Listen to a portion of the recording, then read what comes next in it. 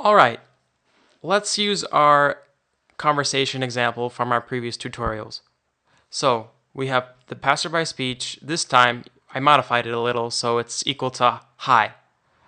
And we have the previous if and else statements from before, but we just modified them a bit. So this time, if passerby speech equals hello, so if we're saying hello, we print out hi. And if he doesn't say hello, we'll just give a reply hey, like sort of casual. Alright, but here, in this case, it's neither one. It's not hello, it's not going to be hello, but we have another condition. We want to make another condition because we actually said something. So in this case, we're going to use what's called elif, the elif statement, which is basically, it's used when we have a condition that didn't pass, so it was false, but we want to check for another condition. So in this case, we have passerby speech equals hi. So as I put before, it says hi, and we're checking for this condition. All right, hi, and when it says hi, we print hello. We don't want to sound like a parrot, so we say hello. All right, and this is pretty much how it works.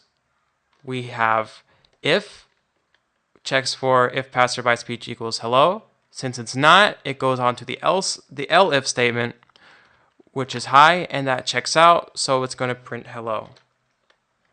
For some reason, I don't know why it is giving me a syntax error. Just give me a sec. What am I forgetting? Hi, hello. Oh, I made a colon here. See? There you go. So as you can see, it printed out hello because the elif statement checked out. So from this example, we can see the following structure of how if and elif are used together. So you have if, well, this is just some pseudocode, so don't mind it. It's not real code that will be built. So let's say condition, and then we have under that some code. Then we have if, elif, elif, condition, let's just say condition 2. Let's call that condition 1. Some code. Then elif, condition 3, and some code. And then finally our else statement. Keep in mind that we're also using indentations here to match which pieces of code go with which conditions. All right, else code. It is important to note here with these that else if statements should be mutually exclusive, which means that only one condition should evaluate the true within this block. So if we have, for example, let's do another example here. Let's erase all this. So we're going to have a variable called num equals 3. And then we're going to have if, let's enter if num greater than 1 and num less than 5, we print num. And then if we'll have an elif statement, elif, oh, forgot the colon, don't forget your colons in your conditions.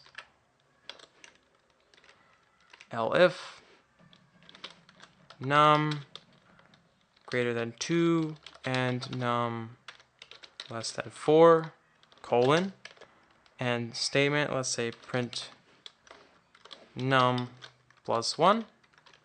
Then we finally have our else statement, which is just else, and we print num minus 1. So let's build this. As you can see, we have 3. It'll never be num plus 1, even though this condition is actually true, because the condition before it is true. So it immediately finishes this condition and prints out our result.